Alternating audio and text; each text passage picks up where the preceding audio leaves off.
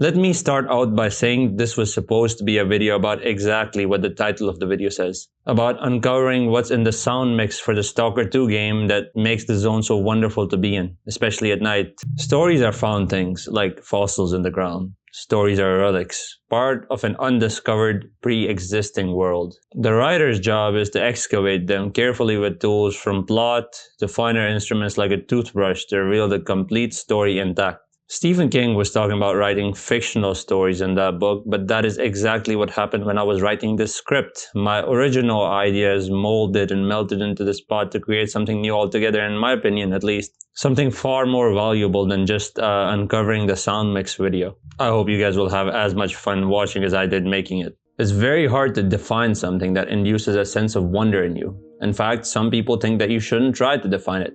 The Japanese call it yugen, the feeling of imagining what's just beyond the horizon you're able to see. The trick, so to speak, is in the unknown. Once you reveal the trick, once you try to give those veiled, shrouded, or invisible things form and shape in your head, it's no longer magic.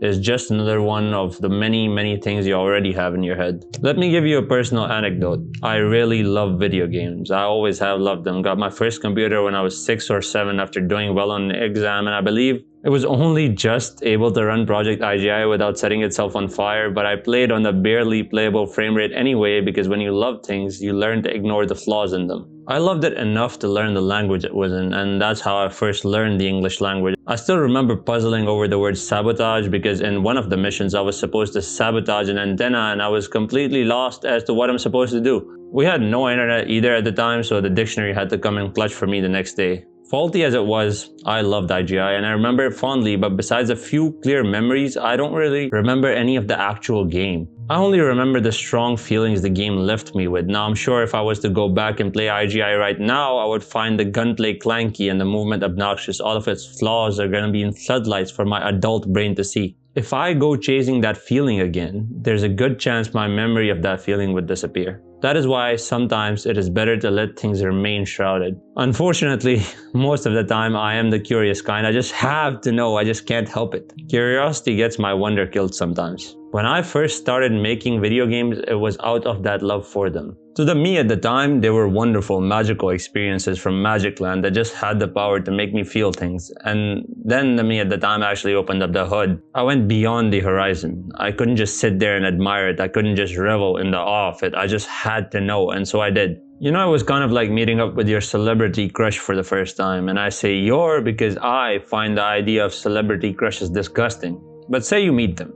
You meet and you fuck, as you do, and then you wake up the next morning and you realize that the magic is gone. Well, in the case of celebrities, there never was any magic to begin with, but there's just something about knowing that the person you put on so high a pedestal is just another human being who eats, shits, and has their own faults just like you. That must make it heartbreaking, getting slapped with a dose of reality experience. For me, opening up the hood of a video game was kind of like that. What? You're telling me these wonderful experiences are just a bunch of ones and zeros? A bunch of code with sprites to make it look like the real thing?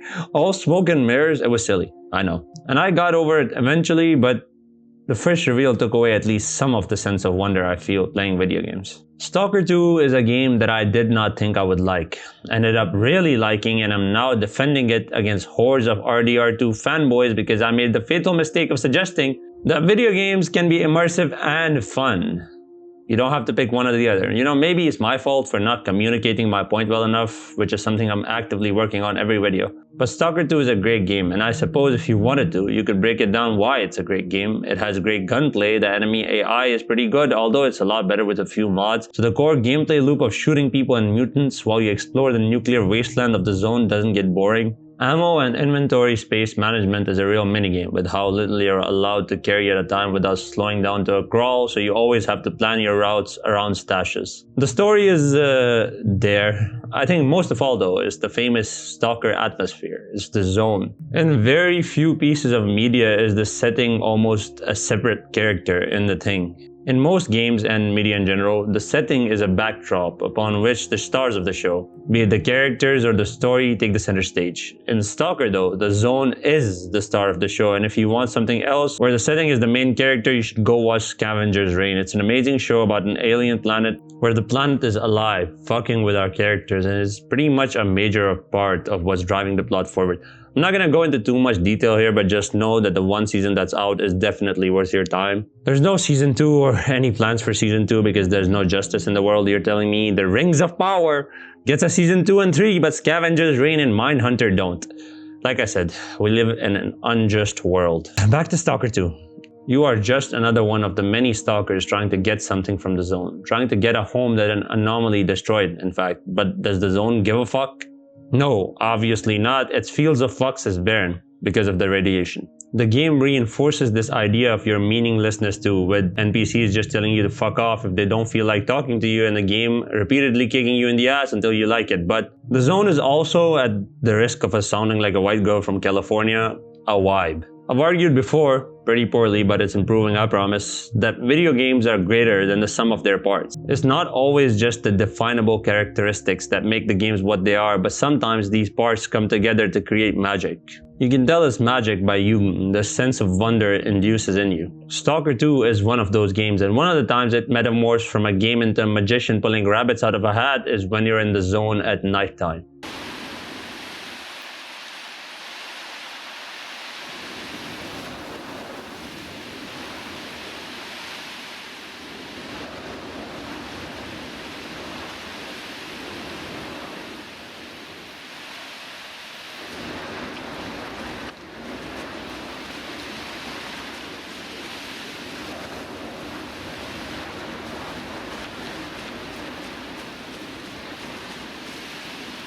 The game makes you feel alone and scared, not with jump scares, although there are plenty of those in the game thanks to the bloodsuckers, but it makes you feel scared systematically. Horror is a stale genre in films and video games because it mostly relies on jump scares now.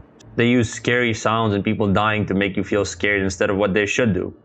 Create an atmosphere and let you figure out the rest for yourself. The main threat to the characters in this show is the scariest when it's left to the imagination of the viewer. The best example of doing this right is the first Sinister movie. A writer by the name of Ellison Oswalt moves to a new town to rejuvenate his dying writing career, and the subject of his writings are the strange murders that happened in the town a few years ago. A family of 5, the Stevensons, was wiped completely off the face of the earth. 4 of them were hung by a tree in their backyard, and the youngest girl disappeared, never to be seen again. Ellison, being the timeless genius that he is, decides to buy the house the family was killed in and not tell his own family about it when they move in there. While investigating a noise in the attic, he finds a bunch of Super 8 home movies depicting different families being murdered in gruesome ways, including the Stevensons. The movie from the start has this eerie atmosphere, and it intensifies now, like you know something's wrong, something's about to go very wrong, but you just can't put your finger on what or why. When Ellison watches these murder movies in his dark room instead of, handing the creepy films over to the police as evidence, which would make too much sense, and Ellison almost does it too, but his desire for a hit wins over his self-preservation instinct. Ellison is not too bright, okay? We established this when he moved into the murder house. When he's watching these snuff films, drink in his hand to help him through the entire time, you're scared shitless and worried for a writer friend. You don't know why, but the dark room has an oppressive atmosphere. There's a bunch of murders, someone recording the murders, and something else. Who is the one recording the murders? Why is there always a child missing at the end of the murder spree? Why are they all so gruesome? What were the snuff films doing in the attic? All of these questions swirl in your head when Ellison is alone in that dark room with the old movie player whirring in the back. In the end, Ellison figures out that it's actually Bogle, a child-consuming pagan entity, and as disturbing as Bogle's design and reveal is, the movie loses most of its tension after Bogle is revealed. The rest of the movie is still good, but not quite the same. This is Jugend for horror. What we're most afraid of is the unknown. The man-shaped cloth pile in your room was your worst nemesis for a reason. Another great example of this is the first Outlast game in the DLC, Outlast and Outlast Whistleblower. Again, the dark, overbearing atmosphere and this sense of being scared shitless of not knowing what the fuck is going to happen next. There's a number of jump scares too, and they definitely made me jump when I played the game, don't get me wrong, but they're not the star of the show. They're more startling than they are scary. The star of the show is this insane asylum where they have loonies and mutants loose in. The many monsters in the dark that you know somewhere in the back of your mind will introduce themselves to you eventually. Then in Outlast 2, they replaced it with pretty graphics, screaming women, and scariest of all, fat people. If you can't tell, I didn't like the second game nearly as much as the first one. I tried to define the horror into clear entities and then implement into the game, and it's still scary. I mean, don't play it when you've had coffee, a couple glasses of water, and without having your adult diapers on, but it's nowhere near as good as the first game. When you're in the zone in Stalker 2 at nighttime, you can discern the birds, the critters, the odd shot in the distance, but there's something else, something unknown and unsettling. Now, I could go into the sound mix or look up a video about what exactly they put in there. Maybe it's a dying pig wheezing or some other ridiculous shit which would absolutely ruin the game. I mean, I don't want to be in the zone thinking about dying pigs wheezing. What I'm trying to say is information sometimes really is the enemy of wonder. My curiosity remains my worst enemy at times, but I'm not going to let it win this time. I'm going to be continuing to be amazed by the zone, and when that feeling wears off, then and only then will I allow myself to indulge my curiosity. So, if we're not going to be discussing the sound mix of Stalker 2, then what even was the point of this video? Well, I guess what I'm trying to say is that sometimes you should choose the magic over the selfish, narcissistic desire to know that kills the magic. And because I know I'm posting this on the internet, I feel like I need to clarify here. I'm not saying knowledge, logic, or science are bad. They are very good. Please don't put that in the comments. Just throw the little child in you a little bone sometimes, you know? Goodbye.